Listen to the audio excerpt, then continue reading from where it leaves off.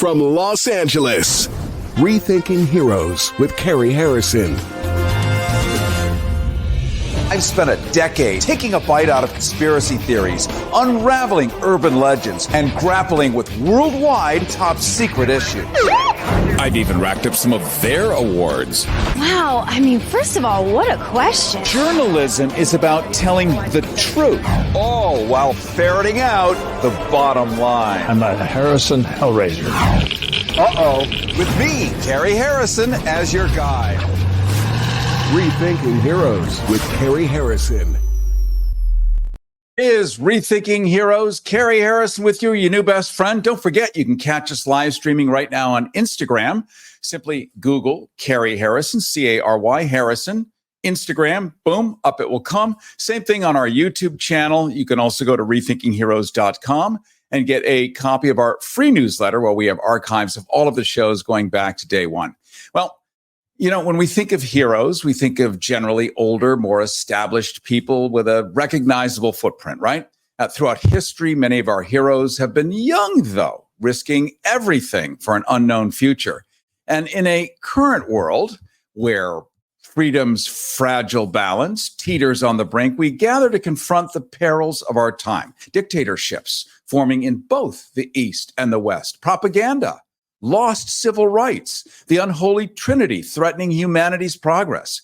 So what is dictatorship? Well, it's rule by fear where one person's power supersedes the people's voice. A single entity dictates truth, declaring often that everything else is fake news, silencing dissent and crushing opposition. What's propaganda? Well, it's manipulated information, spreading like wildfire, fueling hatred and dividing nations. Truth distorted, reality distorted. To many of us, it feels familiar. And hanging in the balance are your civil rights, your fundamental freedoms, dwindling, leaving vulnerability in their wake. Speech suppressed, assembly restricted, equality eroded. Now, from Eastern autocracies to Western democracies in decline, the warning signals are flashing red, the danger being real, pervasive, escalating. But many young people are refusing to surrender. They're rising against oppression. They're uniting for freedom. They're reclaiming what our founding fathers called their God-given rights. They champion truth, they defend dissent, and they demand accountability. But remarkably, many of them are located in former Soviet Bloc countries, in European nations, where education is still considered important, a tool that can never be taken away by a dictator. That education empowers everyone. It empowers you through knowledge, something that here in the U.S., well, it's purposely been eroded, even destroyed in states where governors like Ron DeSantis have made teaching history illegal. Nearly 1,000 books and much book reading is illegal.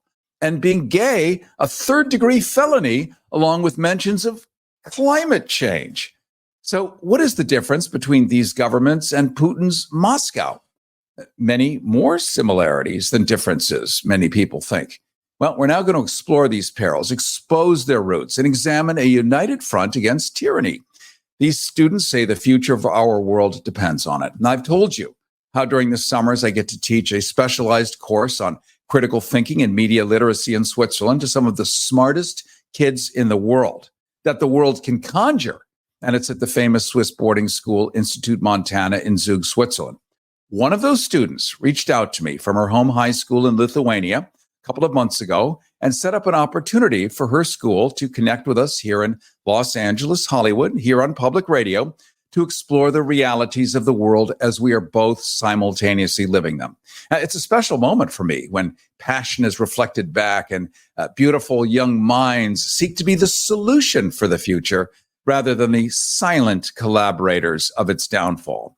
It's particularly poignant to note that Lithuania sits in the belly button of the former Soviet bloc and is surrounded by both Russia and Ukraine.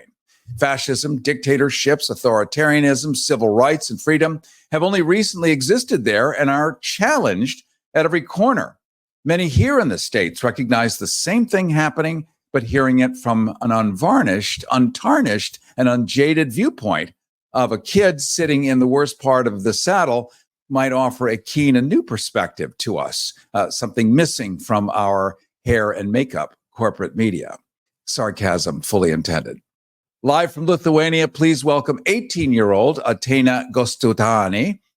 She's not Italian, but my pronunciation badly made her sound so.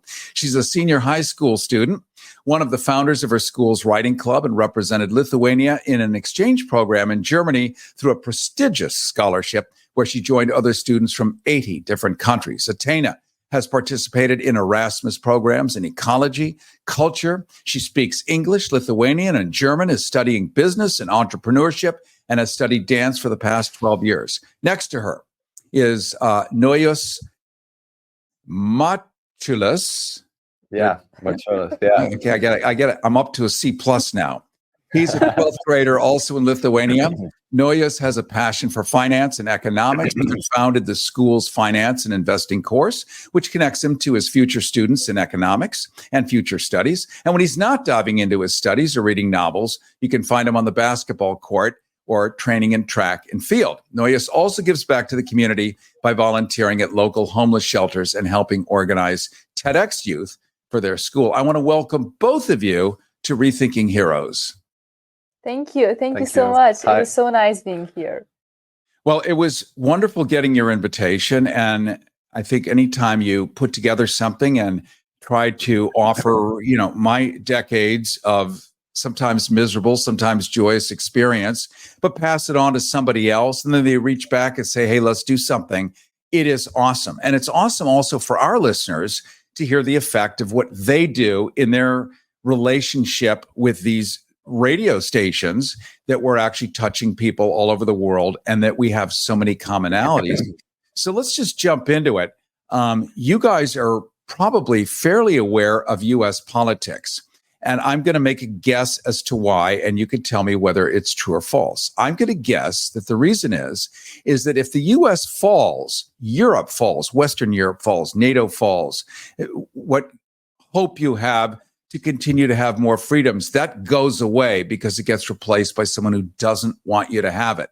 So America is actually, as important it is to Americans, but more important in a different way to you guys, because your future hangs on what we do here.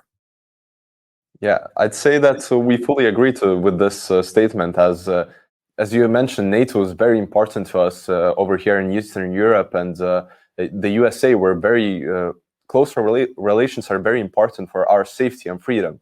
And so definitely American politics has an impact over here in Lithuania.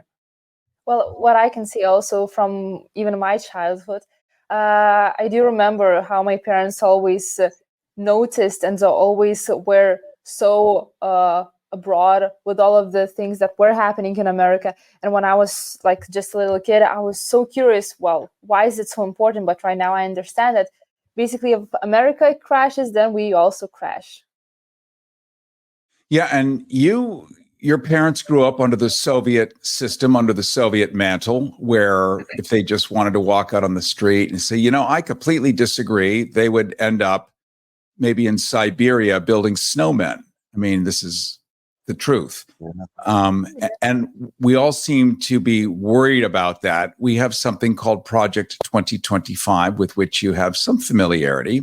It's not a secret. It's been published online a little in advance of the intent of the authors of it, but it was originally authored by the former governor of Florida, who removed opportunity for bullet trains and public transportation.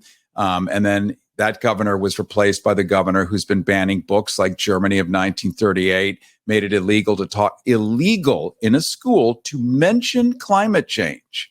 Now, the state of Florida just went through 2 killer hurricanes. People have been slaughtered, billions of dollars of devastated property. People's lives may never get reset. And there are these governors who absolutely make it illegal to mention climate change, which we know is the source of the problem. Do you, from where you're sitting at 18 years old, do you think that climate change is a hoax, or do you think that that the Earth might be a little upset today? I'd say that, yeah, absolutely. I don't believe that climate change is a hoax, personally. However, there's always people that through misinformation and false information, they seem to find ways to make this narrative that climate change is just a hoax. And it just sometimes scares me to think about that there are people that trust this narrative and trust these people that are dictating the story. Well, from my perspective, I would say that it is actually sometimes so comfortable to spread this disinformation for people to believe us. And in that way, I think maybe with some kind of fear, some kind of hope that maybe there is no climate change, then the people are more influenced by, I don't know, politicians who are saying that, other neighbors who sing hi to you in the morning can saying, oh, there's no climate change. And I think we as people, especially younger people, we are more bound to believe something beautiful than something real. Me, especially, I can give me as an example. I'm such an optimist. I love optimistic things. I love rainbows and flowers, and it's all beautiful until you come to real life and until you see the real life. Well, there's a soothing tonic in hearing 1,000 lumens of airline landing lamps of genius coming out of 18-year-olds. A lot of people feel hopeless that younger generations are completely unplugged, living on skateboards and watching Netflix, like me, to be honest. But that they're not likely to vote, not likely to care, not likely to think that it matters. But you guys, at 18 years old, you do believe that voting matters, that being a participant in your own future actually has an effect. Can you talk about what you do in Lithuania to stimulate your friends to wake up and get into action? Yeah, the problem you mentioned, I personally fight it through, of course, talking with my with people around me, especially the people that are of my age and have not thought about voting. I personally have participated in every election I could at this age. However, the statistics are still sad currently, because in the recent election, only 34% of people aged 18 to 22 decided to come and vote. And that is only a third of the young population. That definitely does have an impact on elections. I personally fight this through, of course, talking. And I also try to portray myself as I tend to debate with with people around me. For example, in our class, we tend to do that because it helps promote the idea that voting may actually help. I think also what plays a huge role in the decisions in general for the younger people, especially, are the teachers. For example, also how Nois mentioned, a lot of our teachers are not specifically recommending us to vote someone or to choose someone to be as our government. But in general, they are just inspiring us to vote and to have our vote and to have our voice not to be silenced. And I think it is really important to show the young people, especially, that it's not who you're voting for really matters. It really matters that you are voting for. And I think it really matters that you are showing your voice. And of course, there might be people who are thinking, well, this person is bad that you're voting for, and the other person is the right one for the role. But I think it's really up to us to decide. And the first step to decide for the right person is just to vote, and is just to have our own opinion and not to be silenced. Cary Harrison with you. This is Rethinking Heroes, rethinkingheroes.com. We are talking right now live in Lithuania with 18-year-old Atena Gostautai. And she's, oh, please say it. Rescue me. Your last name. Yes, rescue me. Atena Gostautai. Gostautai, a senior at Kaunas Jesuit High School. She's passionate about creativity, learning, making a difference. One of the founders of her school's writing club. She represented Lithuania in an exchange program in Germany through a prestigious scholarship. She speaks English, Lithuanian, German, just like all the rest of us, even understands Spanish. She's studying business and entrepreneurship, and she's joined by 18-year-old Nois Mačiulis, a 12th grader also in Lithuania. And he founded his finance and investing courses, both of them incredibly bright light bulbs, and the future as we can know it. If there's 2 of them, that means there are 20,000 of them whom you don't know about and haven't met yet. So it's important to bring them on so that we can see there is power behind this. Coming up in just a couple of minutes, we're going to actually get into propaganda and myth. They, having had parents and grandparents from the Soviet era, and propaganda now being expertly wielded here in the United States and all over the world. We have AI factoring in. What does it mean to you? How is it going to work? And how is it going to turn out? Because at the end of the day, we all know. They're eating the dogs, the people that came in. They're eating the cats. They're eating the pets. Yes, they are. So as we return, we're going to jump into a little Project 2025 video. We're going to let them respond. Then we're going to get into myth and propaganda. And just know the world is going to be a better place because there are such bright kids out there. Cary Harrison with you. This is Rethinking Heroes. Time to give a little love to our station. Rethinking Heroes with Cary Harrison. RethinkingHeroes.com. Cary Harrison with you, and I want you to remember why KPFK exists. We've been around since the 1950s. This station, this is one of the first stations in America on FM. FM barely existed. This station, along with a handful of others, were the first to be born. And we actually gave away free radio so that people could have something called FM. Freaking magic, right? Because it was all AM stations. And it was started by a pacifist who had seen what happened in World War II, had seen the bombing of Japan, who understood that there had to be a better way than just killing each other, as we did in World War I and World War II, losing millions and millions and millions. Didn't matter what side you were on.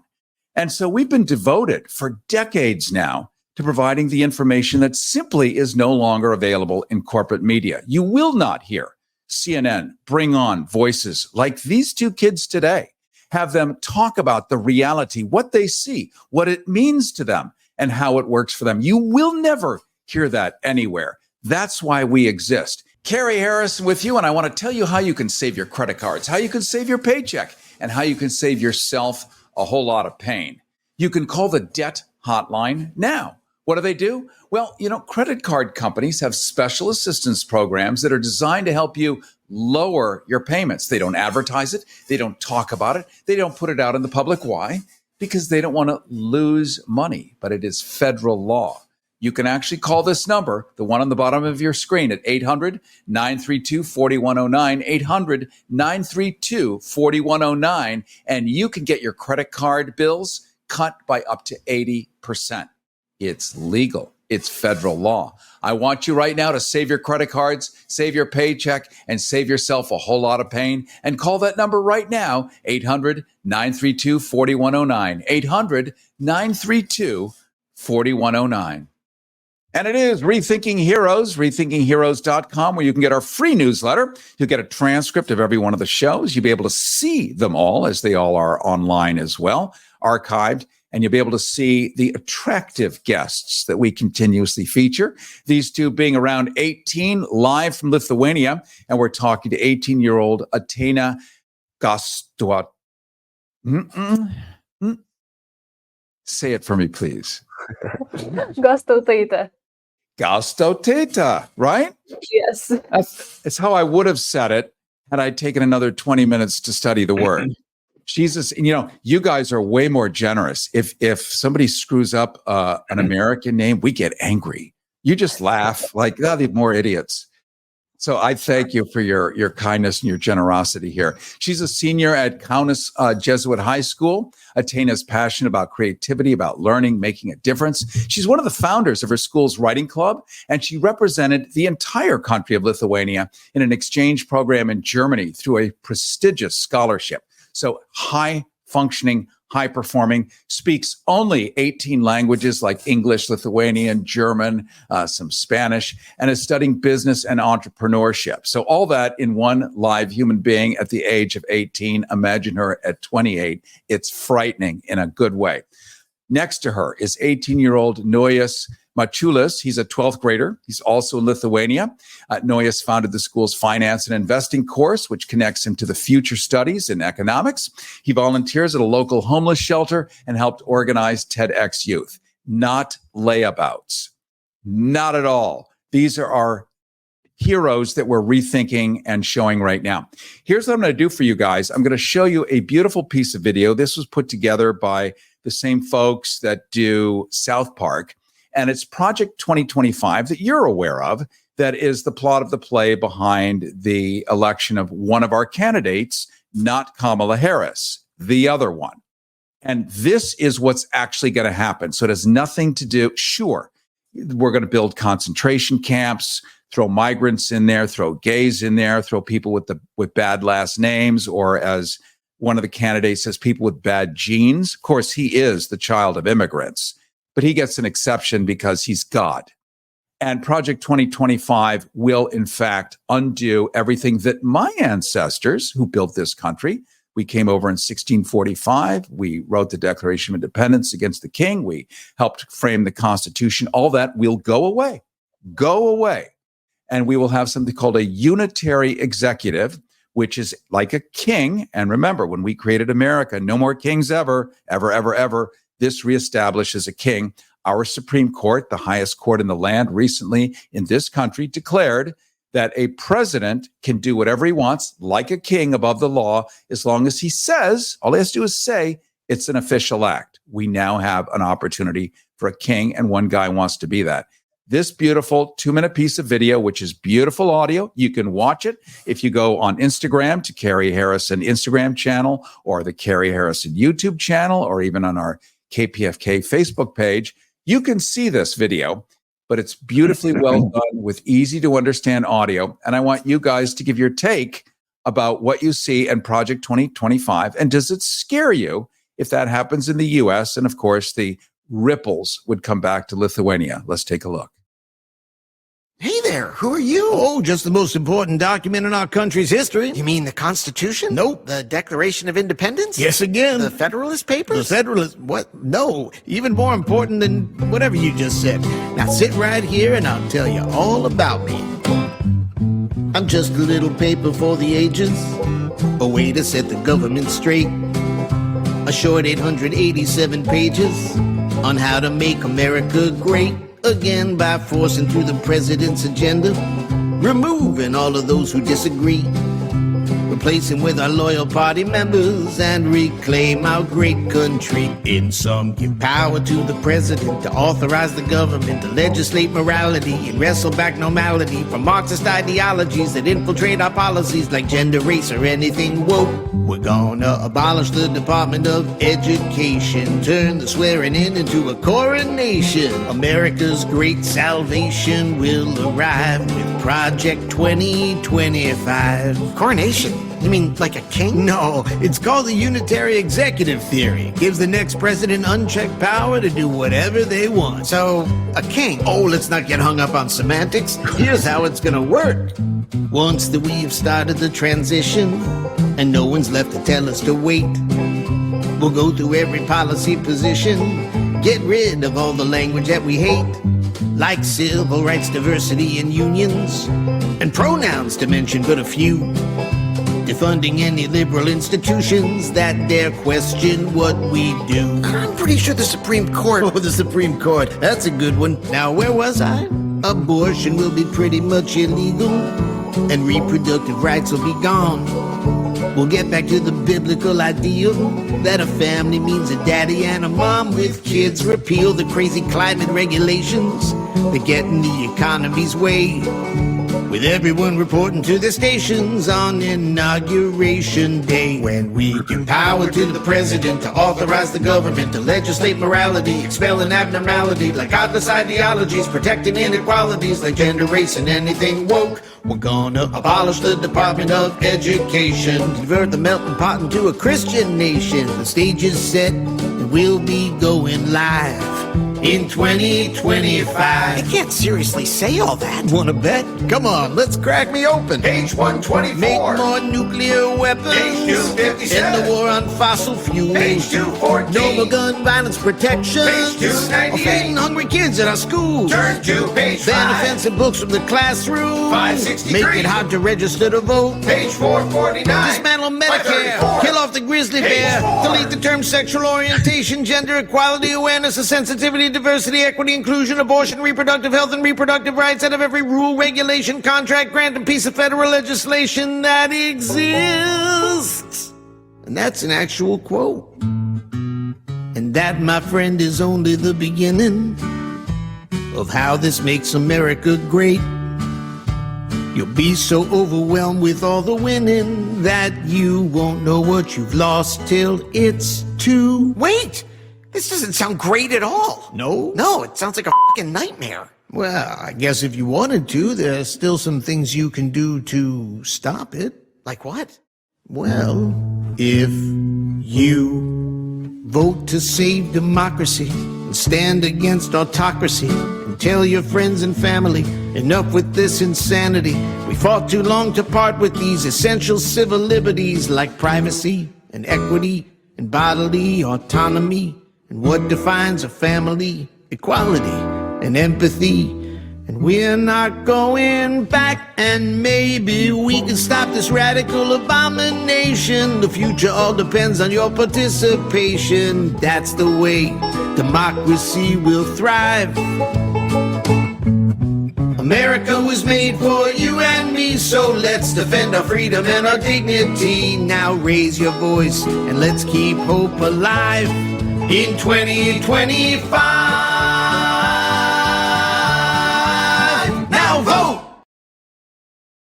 Wow.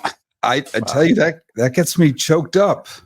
And it gets me choked up because it's real. It's not a comedy. It's satire and it's beautiful, but this is actually real. And this could be the end of everything we know. I'd love to get your response. You're both 18. You're both in Lithuania. You're both high achieving, very intelligent students. What's your reaction to that video? The key points I personally saw was, I don't want to mention everything that was mentioned before. I just want to say that the key point there was you have to vote for this not to happen. And I really want to emphasize this. Voting is really important, and this just showcases its importance. You know, honestly, I loved that video. And now I will tell you why. It actually looked so appealing, especially if a young child is watching it. Yeah. The book is singing, the beautiful music, it's fun, you know, you can even dance to it. So I think if we will be talking about propaganda, especially today, it looked so appealing and it looked so fun, so interesting, even if I was a child. And you actually forget to listen to the words, you just start seeing the pictures, and it just, you know, it becomes as if you were looking to everything through pink glasses. It looked so fun, so beautiful. So I think that's one of the great ways to spread propaganda, actually. There it is. And that was the perfect segue. And you, at 18 years old, Atena, you nailed it. So it is a form of propaganda. It's just what we would call positive propaganda. It's to enlighten and illuminate, but you can't just throw down 800 pages of something and expect people to actually read it. So you create satire. This was the great trick of Jonathan Swift, who wrote Gulliver's Travels, which is a famous English language book about the King of England. But he couldn't write about the King of England because if you did back then, maybe your head fell off and rolled down the street. Nobody knew why it suddenly fell off your shoulders, even though somebody ran away with a blade. And the king would sit in coffee shops and in pubs and listen in. And people did not have freedom of speech and they did not have freedom of opinion. So they wrote, quote, children's books or satires. Wizard of Oz, the same thing. Not about Dorothy, not about cyclones, but really about the federal government, which was the Wicked Witch of the East, the Dust Bowl, the Wicked Witch of the West. And it was about getting this country on the silver standard rather than the gold standard. All that to say, these are ways that people get messages out when a government does not wish messages to get out. And so that's a form of propaganda. I know you guys have some questions for me, you students. And so I am here for you, as is all our listeners right now. Yes, we do have some questions. So I think it is firstly very important to answer this question and just ask, how is actually propaganda used to influence and control people's decisions, even if propaganda itself goes against their best interests? Right? Aren't we all asking that? How can somebody vote for that? An example with the recent hurricanes, tornadoes, North Carolina, which is very, very far from where a hurricane actually hit, even farther south in Florida. That was Helene, and then we had Milton. And there are MAGA. These are the Make America Great people that support one particular candidate. FEMA is our federal organization that will hand them money and food and clothes because they have nothing. They have lost 100% of everything. And instead they pull guns on the people at FEMA and tell them to go away. Why? Because their candidate told them that if they take money from FEMA, they are supporting socialism. So you're starving to death. You're about to get cholera. Your children are starving to death, and you take away help because of some concept that you don't even understand. And that's the beauty of propaganda. Propaganda uses tools that feel, not think. So this is emotion over intellect, if you do a sort of a math equation, rather than intellect over emotion. So you get people to feel a certain way, and it works. Back in World War II, when there was no television and there was early radio, but after World War I, Germany, the Weimar Republic, nobody had any money. Nobody could afford radios. I mean, radios were a very expensive appliance, really sort of a piece of furniture. The Nazis gave the Germans free radios. Why? Because what do you think was on the radio all the time? The Fuhrer. So here's your free radio, and you can have nothing but Adolf and maybe some Wagner. And it's every day, all night, and it's during the dinner hour. And here simultaneously during the dinner hour in the 1920s was a guy named Father Conklin, and he was paid for by Henry Ford. I'm sure you have Fords in Lithuania, cars. Yeah. Henry Ford was best friends with Adolf Hitler. And Henry Ford tried to put the Nazis on the radio in the United States back then. And this country was actually quite open to it. And part of our early government regulations forbade anybody who was not American from owning radio stations, partially for this reason. But that propaganda of putting the Fuhrer on in everyone's house by giving them a free radio, it worked. Because the only thing they knew, they're not paying for newspaper subscriptions. The only thing they knew is what they were told. And absent alternative information, you can't know whether it's true or false.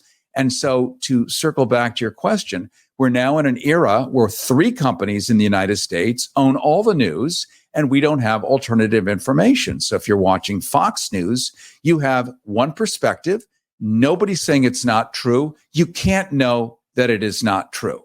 And so it works. But would you actually believe that those people who are uneducated in some way or have this limited information, or, for example, also hurt in a way, like you, especially the Florida part in your Tampa after the hurricanes, are they more likely to believe the propaganda, and in what way then? So let me make an analogy, and I'm going to parenthetically hold that thought because I want to reintroduce you, because people come and go. They're in their cars or whatever. We're talking right now live in Lithuania from 2 18-year-old students, and they're high-achieving students. One is Atena Gostuate, a senior at Kaunas Jesuit High School. She's passionate about creativity, learning, making a difference. One of the founders of her school's writing club, and represented Lithuania in an exchange program in Germany through a prestigious scholarship. Speaking English, Lithuanian, German, and understanding many other languages, studying business and entrepreneurship. Aside her is 18-year-old Noyas Mačiulis, he's a 12th grader also in Lithuania, founding the school's finance and investing courses, connecting him to his future studies in economics, volunteers at local homeless shelters, helped organize TEDx Youth. So you get how smart these kids are, asking about propaganda, asking why would somebody turn away FEMA and all of that. So let's go back to your parents' generation, your grandparents. It's the Soviet Union. When you have nothing to lose, so a lot of people in America, they have no future. They have no retirement. We don't have a government program. We have Social Security, but it's so minimal. And we heard from Project 2025 earlier, that's going away. They will take that away, including Medicare, which is medical help for people over 65. That goes away too. If you have nothing to lose anymore, nothing to lose, you don't have a job, you have no money, no food, you're going to roll the dice like in a casino. You get a Donald Trump type charismatic character who promises you everything. I'm a billionaire. You can be a billionaire too. You can have all the women you want. You don't have to have manners. You can break the law. You can say and do anything you want. They can't come after you. We're going to take apart the government. It's going to be the Wild West. You can shoot what you don't like. You can eat what you like. And you have nothing to lose. Why not? Right? Why not? Yeah. Maybe it's going to be better. And so that's the bottom. There's two sides of this party. This isn't our traditional Republican Party. You have the bottom part, the have-nots, and then you have the haves. This is all invented by the haves. You don't want unemployment insurance. You don't want Medicare. You don't want Social Security when you're the rich people at the top, because you don't want to pay for that. You want all that money for yourself. You want to privatize it. You want to start your own company and then supply services to people who can't afford it, but they're willing to pay anything to stay alive, especially if they're sick. So it's a very twisted, perverse system, similar to the Weimar Republic after World War I. But this is why people are open to this. It always has to get so bad that a bad guy sweeps in and says he'll fix it. And he's part of the reason it got that bad to begin with. Isn't that beautiful? It's like a pharmaceutical company creating suntan lotion that actually magnifies the sun on your skin, causes skin cancer, and then they simultaneously come in with a medication to cure the cancer. Same thing, different approach. It is actually a great way to influence people, because I've also seen around myself and also like in Lithuania that especially a lot of politicians, they create problems and then purposely solve them themselves. And then for us as the natives, as the domestic people living in Lithuania, we look at those politicians as heroes. Wow, they fixed, a street. Wow, right now we can have fresh air again. We can have more gardens, more bins, which should be just a commodity. Yeah, they set the bar so low that we start to believe that when they actually start doing something, it is actually a virtue, but it's not. Yes, so, it is true. For you guys, emotional manipulation, because you see it everywhere else. Really, we're talking about emotional manipulation, using media, using messaging to lead people against their own well-being. And it really works. Like we saw that Project 2025 satire video that was well written, it was well performed, it was well sung, but it made me emotional at the end because I sensed the real loss that I could conceivably see in the next few months. Permanent loss, complete and utter gutting and devastation of this nation with 330 million people with 380 million guns. I mean, it makes anyone want to just sob at their feet, and you realize how much is at stake. But it's that emotional side that works and touches people. So what are some of the common signs or red flags that you see where you live that indicate that people are being controlled or misled through misinformation or deceptive tactics? Probably the first sign I personally see is when the other perspective is not allowed to speak of. So, for example, when there's let's say a discussion about some sort of policy, the people that want to make a counter argument are silenced. And that's really apparent. And that's what kind of creates a narrative that's really, really destructive if you allow it to foster. I would also say that each time when everything gets too beautiful or too pretty, I wouldn't believe that it is true, because every time that I see something very beautiful, very great happening on the news, then it's automatically in me to think to myself, well, can it be true?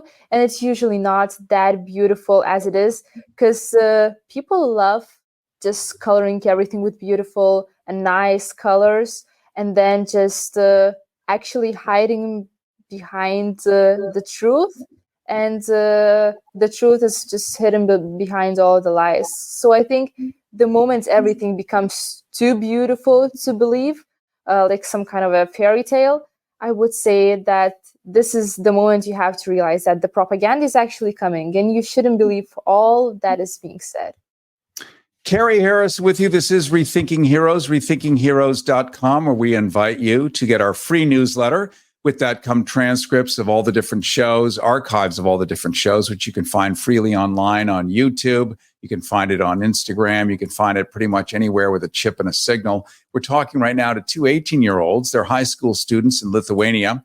I happen to have met one of them in Switzerland. She was one of the highest performing students at a summer school, and she reached out to me and said, hey, maybe our school could interview you, kind of do a reverse thing. And so here we are with this high school online here in Los Angeles, Hollywood, live on the radio. And we're talking about these things that matter really to both of us.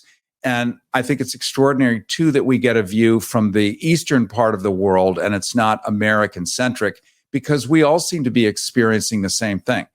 I imagine both of you have been to Moscow before. Is that right?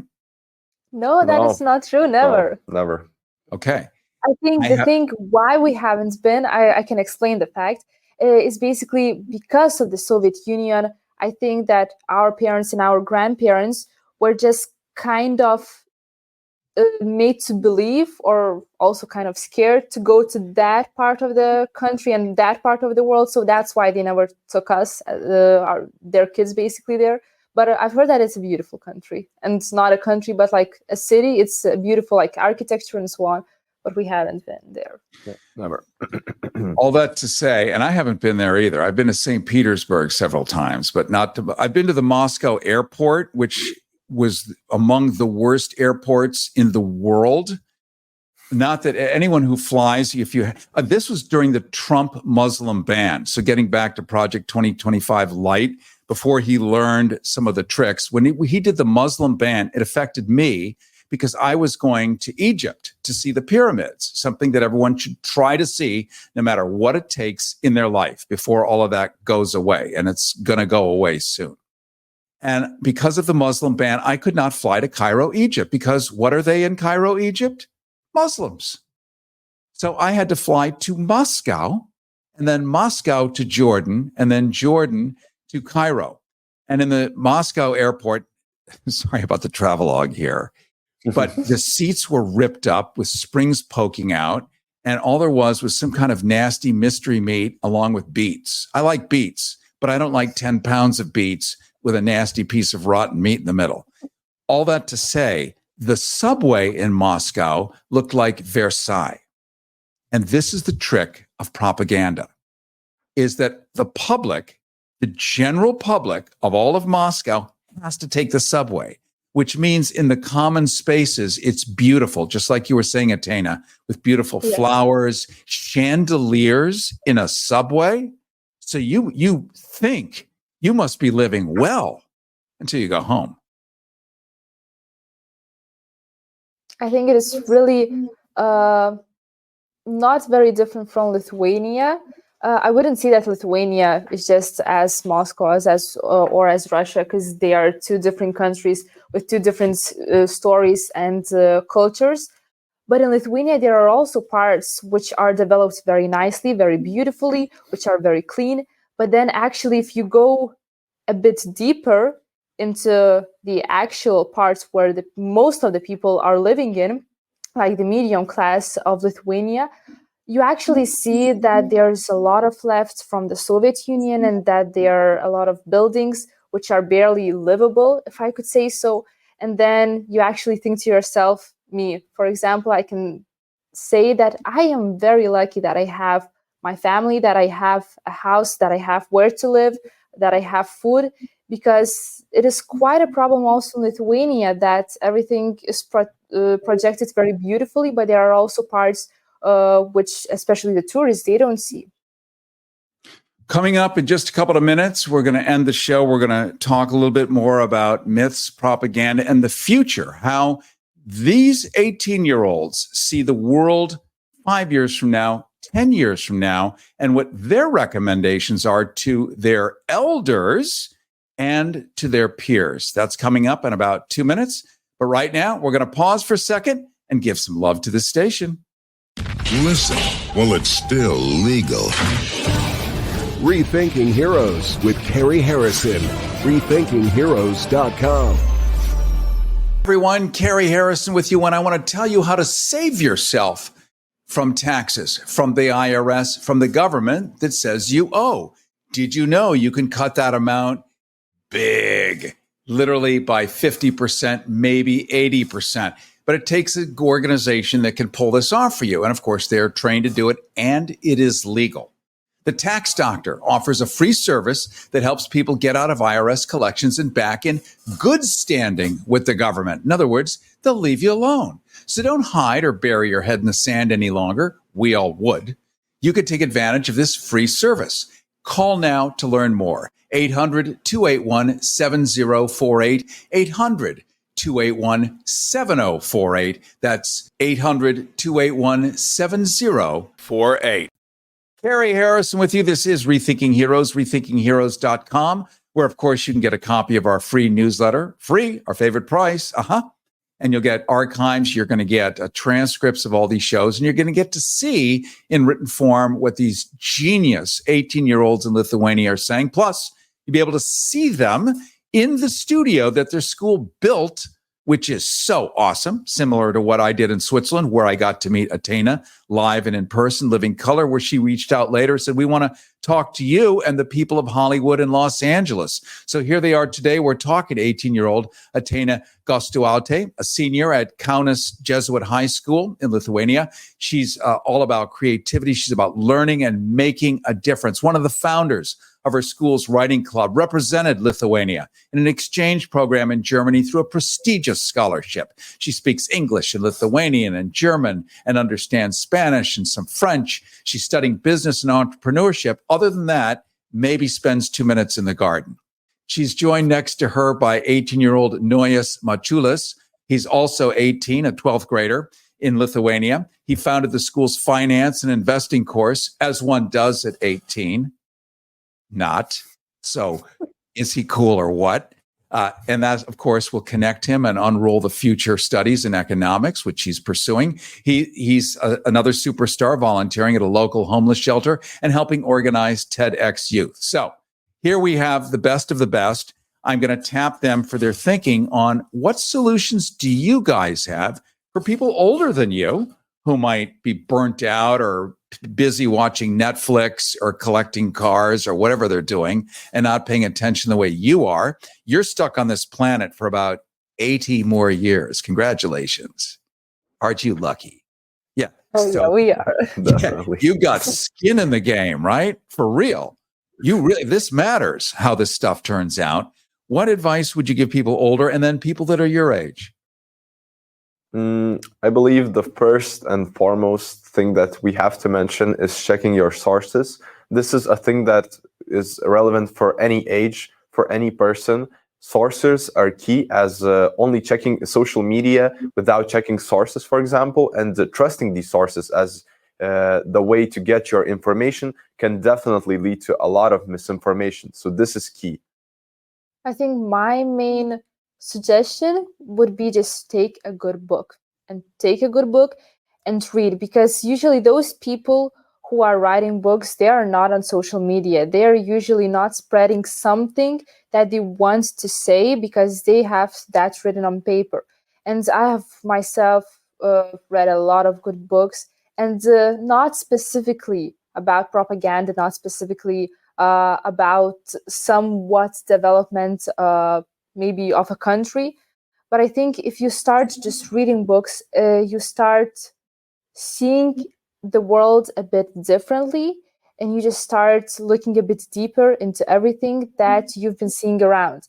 Because from my perspective, a lot of truth is especially in the books. You know, it's interesting you say that, and people are terrified of books on paper because it takes some time, but it's fun. The first book that I ever read that I liked, because in school I was forced to read, Scarlet Letter and Dickens and the same stuff that we all have to read. And it's good, but it's hardly compelling, gripping, and amazing. It's just great writing. And somebody handed me an original James Bond novel. These were written in the 1950s by Ian Fleming. So I'm not talking about the movies, the books. Ian Fleming was a brilliant writer, and I learned so much about politics, power, the Soviet Empire, the Western way of thinking, Spectre or Spiat, whatever it was, lots of little Russian words in there, but really the way that humans react and exchange power through the books now, not the movies. And so there are books that people can find that they will actually enjoy and they can fall in love with reading. And remember, as you're saying, Atena, an author spends years doing research. And if he publishes a book and it's full of nonsense and he gets caught, he's dead forever. He will never recover. It is over forever. So that kind of scholarship presents himself. And that's what you're saying, Noyes, too. Check your sources. Now, people don't know how to do that. That's the problem. They don't know how to do that. How do you do it, Noyes? First and foremost, there's definitely the fact of the matter that there's organizations and people. So you have, for example, if you're looking at a source that is a person, you have to check their prior history. Have they attended, for example, university, if they're making a political commentary? What type of university they went into? What political views have they showed in the past? Are these views radical, or are they trying to stay critical? This really matters, as context builds. Context is required for us to understand if a source is actually good. And getting context, well, sadly, it takes time. However, we have to invest some time to understand the source for us to actually trust it. That's what I would recommend. Wow. Well, I am fully fed and satisfied in this gourmet meal of brilliance and illumination. And I appreciate you guys joining us all the way from Lithuania. And I appreciate the invitation. I appreciate having met you first, Atena, and now having Noyes in my world, and knowing that there are tens of thousands of 18-year-olds like you. You probably haven't met them all. But if there's two of you, there's got to be more. We know that to be true.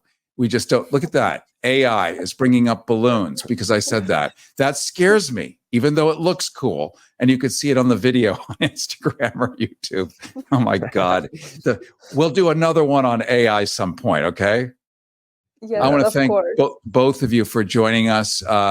We have Atena. We have Noyes. They're both 18. They're both in Lithuania. They're both high-achieving, brilliant, sentient creatures who have offered us a wonderful roadmap to a future that is worth living. And I want to thank you for joining us today on Rethinking Heroes. Thank you so much. It's a pleasure to be here. Any final thoughts that you want to offer people? Or do you guys feel like you said it all?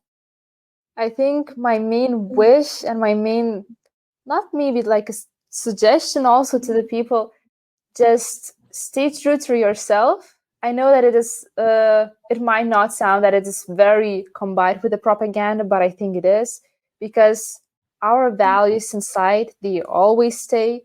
And it doesn't matter what everybody else is saying. You have to believe what your heart is saying. This sounds so cliche, I know, but it is true, because every information that you have to check, and even if a little bit in your heart, you just feel that something is not right, maybe it isn't, maybe it is, but I don't know. I just think that we as people should just stay true to ourselves, also through voting, also through choosing our government, through reading books, through knowing if the information is right or not. Just believe that what you know and what your values are, that they are still valuable and they are still seen as a virtue.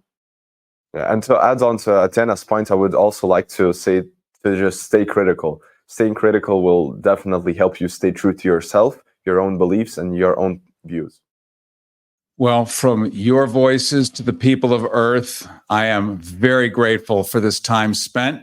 I have grown because of it, and I know everyone else will too. And I want to thank both of you very much for joining us here on Rethinking Heroes. Cary Harrison with you. This is Rethinking Heroes. Don't forget to get your free newsletter at rethinkingheroes.com, rethinkingheroes.com. And I so enjoyed hanging out with you, and I very much look forward to seeing you all next week. Rethinking Heroes with Cary Harrison. rethinkingheroes.com. For you. And of course, they're trained to do it, and it is legal. Credit card companies have special assistance programs that are designed to help you lower your payments. The Tax Doctor offers a free service that helps people get out of IRS collections and back in good standing with the government. Hi, it's Cary Harrison here, and I want to tell you about how you can save your credit cards, how you can save your paycheck, how you can save yourself a whole lot of pain. Now, a lot of us have credit card debt that's racked way up, and there's nothing you can do about it. But did you know that there are laws in place where the credit card companies have to let you have a giant discount?